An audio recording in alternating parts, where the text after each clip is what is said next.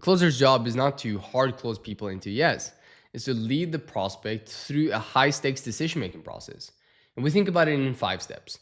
One, expand the gap they want to cross. Where are they now? This is point A. Where do they want to be? That's point B. And why does that matter in concrete terms? Then you want to clarify the consequences of failure versus success. What happens if nothing changes in 12 months? And what happens if you actually hit this goal? Why is that important? Now, the goal here is obviously not to manipulate. The goal is to get them to see the problem they said they want solved. We need them to feel the emotions that will drive them to actually make a change to their situation. And you then can start showing how your offer is going to bridge that gap.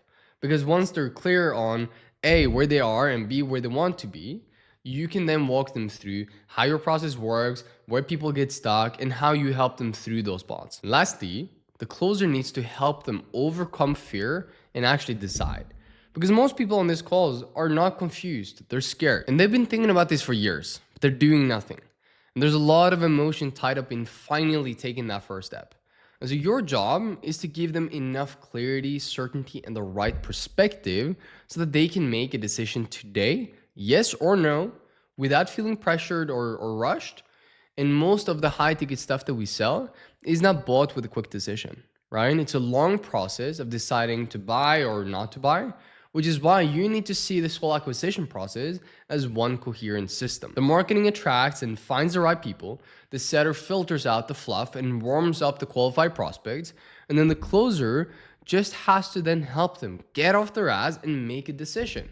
But that only happens consistently, and that's a key word, consistently, if the rest of the system is actually dialed in. And the closer has to protect delivery and reputation. And saying no to bad fit clients is part of the closing system. Because wrong customers with wrong expectations, that just ruins your customer success metrics and it ruins your brand.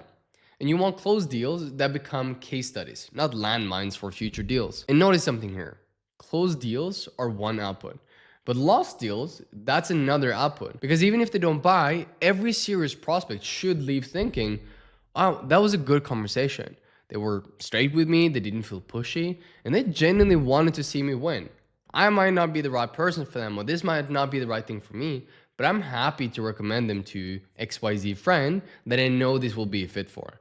And over time, this is gonna show up in building the brand, creating referrals, and honestly, just getting easier closes, especially not losing deals because you've had a sales team that burns through the reputation.